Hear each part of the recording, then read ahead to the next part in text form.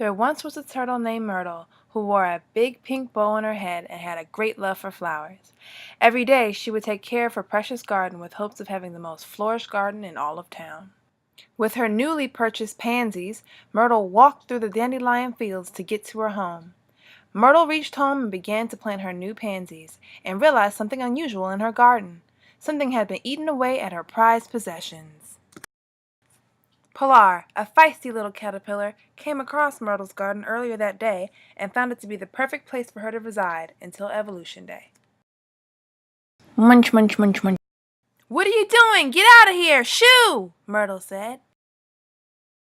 "Back off! Can't you see I'm eating here? I have to prepare for my special day," said Pilar. "Ugh!" Myrtle stormed off, furious with that pesky little caterpillar. Munch, munch, munch, munch, munch, munch, munch.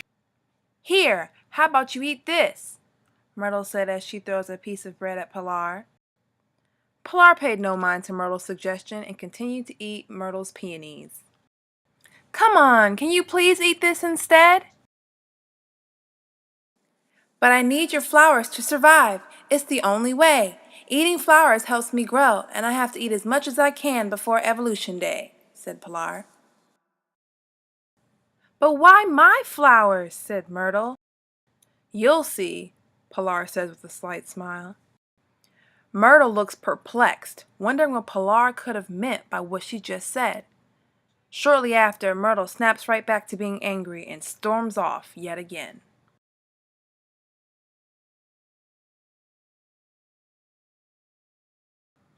A few days had passed, and Pilar was still chomping away at Myrtle's garden.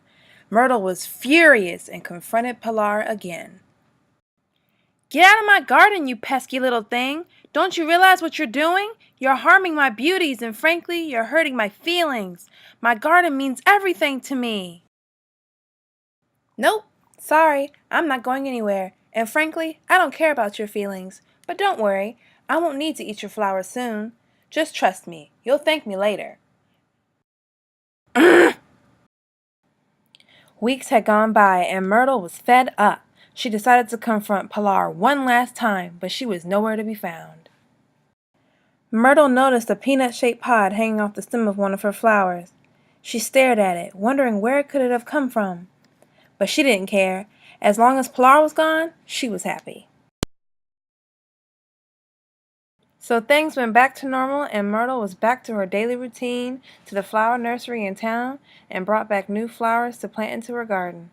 She was so elated that Pilar was gone, and that she could finally get back to caring for her garden. Myrtle began to plant her new sunflowers, and noticed something fly past her.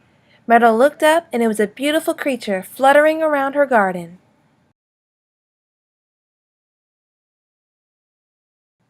Myrtle stared in amazement, watching this pretty butterfly bounce from flower to flower, carrying a mystical dust to each one.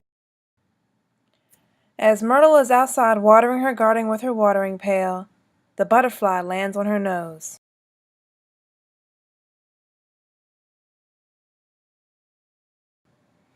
She glanced over at the peanut-shaped pod and noticed it's been cracked open. Myrtle realizes that the butterfly was that pesky little caterpillar, Pilar. Myrtle sits back and watches Pilar kiss every flower with love, now realizing what Pilar meant.